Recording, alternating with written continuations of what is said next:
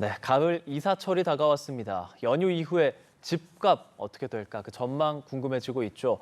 연말까지 상승세가 이어질지 혹은 반대로 먹구름이 낄지 또 서울은 회복세라고 해도 지방은 어떤 흐름을 보일지 많이 궁금해하실 것 같은데요. 오늘 전문가 모시고 관련된 이야기 좀 나눠보도록 하겠습니다. 김인만 부동산 경제연구소 소장 자리하셨습니다. 어서 오십시오. 안녕하세요. 예. 올해 부동산 시장 규제 조금 완화되고 집값 바닥론 이런 것들이 좀 확산하면서 네. 상승세가 될 것인가 계속 많은 이야기들이 좀 나오거든요. 네네. 연휴 이후에 좀 흐름들, 불안 요소가 있기는 하죠. 어떻게 좀 보고 계십니까? 일단 추석이 지났습니다. 예. 추석은 이제 굉장히 중요한 포인트가 되는데요. 터닝 포인트 역할을 해줍니다. 설 추석이 지나고 나면 이제 민심이 달라지는 영향들이 있기 때문에 특히 이번 추석은 굉장히 중요한 게 내년 4월에 또 총선이 있거든요. 그렇죠. 부동산 시장 흐름은 한번 결정이 되면 6개월 정도 쭉 이어지기 때문에 추석 지난 10월, 11월 흐름이 굉장히 중요한데 네. 최근에 추석 전 흐름을 보더라도 약간 좀 주춤하는 경향을 보이고 있습니다. 계속 회복을 하다가 회복 속도가 좀 둔화되고요. 오히려 추석 전주는 약간 소폭 하락세를 보이기도 했는데 또 현장에 많은 수요자들은 또 상당히 불안해합니다. 인플레이션 문제도 있고요. 그렇죠. 공급 부족 우려도 있기 때문에 이러다가 집값 다시 오르는 거 아니냐는 불안한 마음을 굉장히 많이 가지고 있어서 지금 당장 흐름은 금리라든지 정책적인 변수는 없겠지만 결국에는 이 불안 심리를 어떻게 좀 다독여 주느냐가 관건이 될 것 같습니다. 예. 연휴 직전에 정부가 공급 대책을 좀 내놓지 않았습니까? 맞습니다. 일단 3기 신도시 용적률 관련한 좀 그런 얘기들인데 어떤 내용인지 어떤 효과를 바라고 한 것인지 좀 먼저 말씀해 주시죠. 일단 추석 전에 발표가 됐습니다. 공급 대책이 발표가 됐는데요. 공급자 이제 위주로 좀 발표가 됐습니다. 공공주택들 물량을 좀 늘리겠다. 상기 신도시 용적률을 높여주고요. 민간 주택들 같은 경우, 민간 아파트 같은 경우는 PF 대출이라든지 여러 가지 문제들 때문에 공급이 잘 안 되고 있기 때문에 PF 금융 지원을 해주겠다. 여러 가지 공급 대책들이 나왔습니다. 또 이게 효과가 이게 당장 나와주면 좋은데 주택 공급이라는 게 타선 기간이 있기 때문에 기본적으로 아파트는 3년에서 5년 정도 긴 시간이 필요합니다. 그렇죠. 정부 입장에서는 지금 불안 심리를 좀 안정을 시켜줘야 되고 주택 공급 부족 우려를 좀 해소를 해줘야 되는데 이 부분을 해결하기 위해서는 일단 빌라, 오피스텔 같은 1인 주택들을 많이 공급을 해서 좀 주택 공급 부족을 좀 완화시켜 주겠다라는 내용이 좀 들어가 있는데요. 저는 살짝 좀 걱정이 되긴 합니다. 어떤 부분에서 그렇습니까? 왜 그러냐면 시장의 수요자들이 원하는 아파트들은 전용 59의 새 아파트들을 원하고 있거든요. 예. 그런데 정부에서는 그 아파트들은 3년, 5년 후에 지금 인허가를 여러 가지 규제를 풀어줘서 나중에 공급이 많이 될 테니까 지금은 빌라 오피스텔을 풀어줄게, 공급을 많이 해줄게라고 하는데 시장의 수요자들이 원하는 주택이 일단 아니고요. 지금은 불안하단 말입니다. 앞으로 지금 주택이 부족하다기보다는 3년, 5년 후에 입주 물량이 부족하다. 최근에 물가가 많이 오르다 보니까 지금 분양가가 가장 저렴해요. 3년, 5년 후에 분양가가 높아질 거니까 지금 사야 돼. 나 매우 불안해라는 목소리를 내고 있는데 그 직접적인 불안 심리를 좀 안정시키기에는 이번 대책이 조금 부족하지 않았나. 왜냐하면 우리가 좀 공감할 수 있는 수요자 대책이 아니라 공급자 대책이 나오다 보니까 PF라든지 용적률 높이겠다는 내용에 잘 공감을 못하는 부분이 있고요. 대책 발표 시점이 하필 또 야당 대표의 또 그런 정치적인 이슈하고 맞물렸기 때문에 이런 심리 안정 효과에도 약간 좀 역부족이었던 것 같습니다. 예, 또 아파트에 몰려있는 수요를 확실하게 분산할 수 있을지에 대해서도 지금으로선 확실하지 않은데 네네. 이 공급 대책을 확대했지만 사실 분양 물량이 좀 부족하고 이게 공급 가뭄이 장기화될 수 있다는 우려까지도 나오거든요. 소장님 어떤 생각 갖고 계십니까? 충분히 가능성이 있습니다. 원래 공급이라는 건 3년, 5년 전에 인허가를 받고요. 착공이 들어가야만 지금 물량이 나오는데 최근에 문제가 되는 건 지금 입주 물량의 문제는 아닙니다. 서울은 물론 지금 또 입주 물량이 부족하지만 수도권이나 전국적으로 본다면 지금이 문제가 아니라 최근에 통계를 보면 착공 물량과 인허가 물량이 전년 대비 30% 이상 줄어들고 있거든요.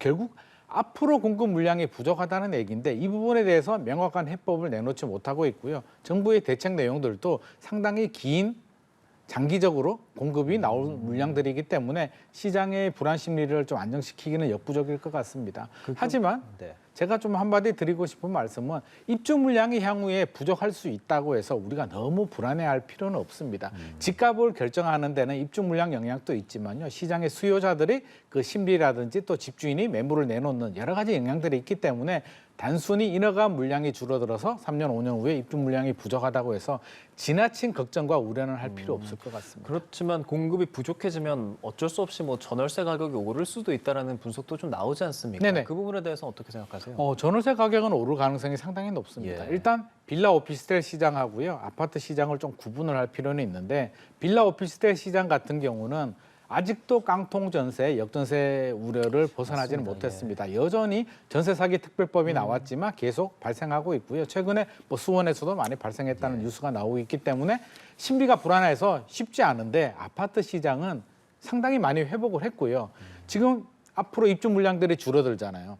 전세 가격은 입주 물량하고 금리가 영향을 주게 되는데 금리가 좀 안정되는 상황에서 앞으로 입주 물량이 줄어든다면 아마 아파트 시장은 전세가 강세로 전환될 것으로 예상이 됩니다. 그렇게 당장 입주 물량이 조금 줄어들어서 일각에서는 실거주 의무 폐지에 대한 이야기가 조금 나오거든요. 네네. 소장님께서도 관련해서 좀 생각하시고 분석하시는 것들이 좀 있으실 것 같아요. 저는 실거주 의무, 물론 전문가들 예. 사이에서도 이제 의견이 좀 갈라지고는 있는데요. 저는 실거주 의무는 좀 폐지해도 되겠다라는 입장입니다. 그렇습니까? 왜냐하면 이게 시장에 왜곡을 줍니다. 굳이 내가 입주하지 않고 세입자한테 전세를 줘도 되는 집도 실거주 의무를 지키기 위해서 내가 어쩔 수 없이 입주를 해야 되는 경우들이 생기는 거고요. 자본주의 사회에서 사실 거주의 자유는 존재하는 거거든요. 그리고 이게 정책에 효과가 있어야 되는데 투기 억제 효과가 크진 않습니다. 오히려 반대가 됐죠. 전매 제한은 풀어줬고 실거주 의무는 지금 풀어주지 않았는데 전매 제한이 오히려 문제거든요. 분양권을 내 집 마련했는데 이걸 피를 받고 판다는 것 자체가 약간 투기 우려가 있기 때문에 오히려 전매 제한을 규제를 두더라도 실거주 의무는 풀어주는 게 맞을 것 같습니다. 소장님 같은 생각을 갖고 계신 분들도 계시지만 또 다른 생각을 하시는 분들도 맞습니다. 있잖아요. 역효과 같은 것들은 어떤 거 생각해 볼 수 있습니까? 아무래도 투기를 걱정하는 거죠. 약간 실거주자, 필요한 당장 내 집이 필요한 사람들한테 기회를 줘야 되는데 안 그래도 주택이 부족한데 당장 거주하지도 않는 집 사람들한테 이렇게 기회를 주게 된다면 필요한 실수요자들이 내 집 마련 못한다 이런 목소리들도 있습니다. 그래서 사실 양쪽의 목소리들이 다 있기 때문에 정부는 모든 목소리를 귀를 기울여서 부작용을 최소화하는 정책이 필요할 것 같습니다. 예. 뭐 아파트 거래량 좀 줄어들고 있고 특례보금자리론 판매도 중단된 그런 상황입니다. 네네. 지금 주택 구입 부담 지수라는 것이 좀 높기는 하지만 여전히 좀 줄어들고 있다고는 하는데 전반적인 이런 지수들을 놓고 봤을 때 부동산 상황 어떻게 좀 전망해야 하는 겁니까? 저는 조금 길게 봤으면 좋을 것 같습니다. 지금 최근에 뉴스를 보면 지금 당장 어떻게 해야 돼? 예. 지금 사야 돼? 지금 올라? 안 올라를 굉장히 걱정을 하는데요. 한 2, 3년 정도 저는 좀 길게 나무를 보지 말고 숲을 좀 보라고 저는 말씀을 드리고 싶은데 우리 과거 사례를 보더라도 2008년, 2009년도에 글로벌 금융위기가 있었는데요. 2009년에서 2012년까지 한 3, 4년 정도 조정장이 있었거든요. 이번에도 한 3년 정도 그런 조정장이 있고 더블딕 가능성도 배제할 수는 없기 때문에 지금 당장만 보지 마시고 작은 계획 충분히 세우시고요. 꼭 필요하신 분들 위주로 좀 내 집 마련 전략을 세울 필요가 있을 것 같습니다. 그럼 지금 실질적으로 뭐 부동산 거래 같은 건 좀 활발하게 되고 있습니까? 거래가 늘어났는데요. 1월보다는 분명히 늘어났습니다. 1월 굉장히 많이 떨어졌는데 그때보다는 회복을 했는데 아직도 2년 전 수준을 회복하지는 못했습니다. 6월 이후로 계속 3천 건, 서울 아파트 거래량이 3천 건에 머물러 있는데 이게 상승장이라면 4천 건, 5천 건, 6천 건 넘어가줘야 되는데 3천 건에서 지금 박스권에 갇혀 있기 때문에 지금 집값 계속 올라가는 거 아니야? 너무 불안해할 필요는 없을 것 같습니다. 예. 근데 뭐 부동산을 솔직히 뭐 투자를 하려고 해도 사실 이게 부담이 만만치 않지 않습니까? 맞습니다. 뭐 어떤 조사에 따르면 월급 41%가 대출 이자다 뭐 이런 네네. 얘기까지 나오고 있는데 서울과 지방 지금 좀 상황이 좀 많이 다릅니까? 어떻습니까? 상당히 많이 다릅니다. 우리가 미분양만 보더라도 예. 미분양의 80%는 지방에 몰려 있고요.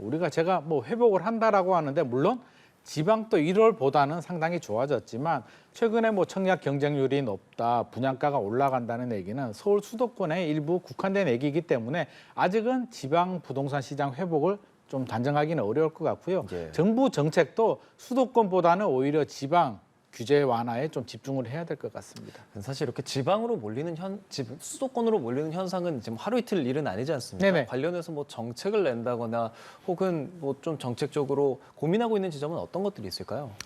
올 1월에는 이제 집값이 너무 많이 떨어졌기 때문에 작년에 금리가 너무 많이 올라서 이제 규제를 다 풀어줬는데 이제 어느 정도 바닥을 찍었고요. 이제 안정이 되고 있는 상황인데 지방 미분양은 여전히 소화가 되지 않고 있습니다. 지방 미분양이 소화되지 않는다는 얘기는 결국에는 건설사 입장에서는 공급을 늘리기도 상당히 부담되기 때문에 이제는 수도권 지역의 규제 완화는 저는 당분간 할 필요는 없을 것 같고요. 오히려 지방 미분양을 좀 소진하는데 지방 미분양 주택을 사면 어떤 인센티브를 주는 정책으로 좀 전환을 할 필요는 있을 것 같습니다. 지금 뭐 이렇게 매매에 대한 얘기를 조금 하고 있지만 조금 전에 잠깐 언급을 저희가 하긴 했지만 뭐 전세, 뭐 월세 사시는 분들 특히 전세는 뭐 전세 사기 피해 때문에 가장 많은 걱정을 좀 하실 것 같아요. 잠깐 네네. 뭐 수원에서 지금 뭐 사기 피해 같은 게 좀 접수되고 있다라는 얘기도 조금은 해주셨지만 네. 관련해서 지금 정부 차원에서 하고 있는 대책과 좀 실효성 잘 좀 진행되고 있습니까? 현장에서는 불만의 목소리들이 상당히 높습니다. 예. 전세 사기 특별법이 나왔음에도 불구하고 여전히 그 신청하기도 어렵고요. 신청을 하더라도 이게 우선 매수권이나 몇 가지 혜택을 주긴 하는데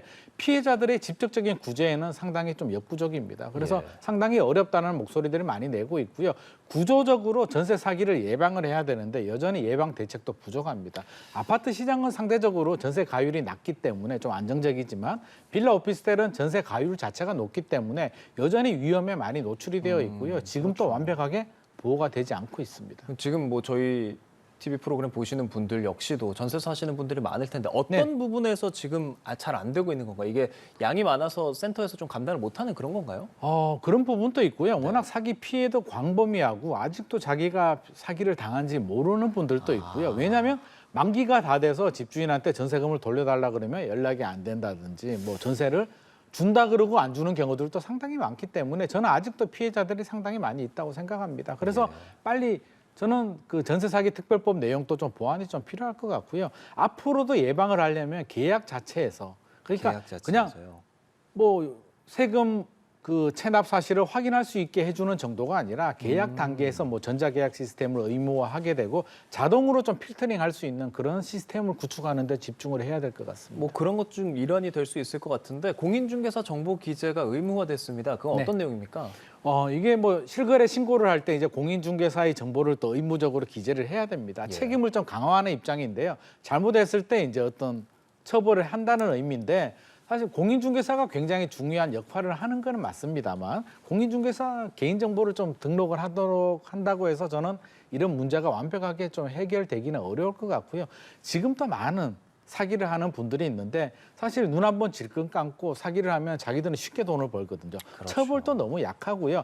마음만 먹으면 할 수 있는 방법들이 너무 많기 때문에 처벌 강화와 그 사기 예방에 좀 더 집중을 해야 될 것 그럼 같습니다. 시청자들 입장에서 전세 사기를 뭐 당장 피할 수는 없겠지만 조심할 수 있는 방법 같은 거 좀 얘기해 주실까요? 저는 일단 전세 가율, 그러니까 매매가 대비 전세 가격이 높게 된다면 상당히 위험에 많이 노출이 됩니다. 그래서 전세 가율을 반드시 보셔라고 말씀드리고 싶고요. 전세 가율이 높은데 이 집을 꼭 하고 싶은 분들이라면 세금 체납도 확인해야 되겠지만 보증보험 가입은 필수입니다. 그렇죠. 그래서 보증보험 가입이 혹시라도 안 된다면 계약이 무효될 수 있는 특약사항을 반드시 넣어두시는 게 좋을 것 같습니다. 예, 알겠습니다.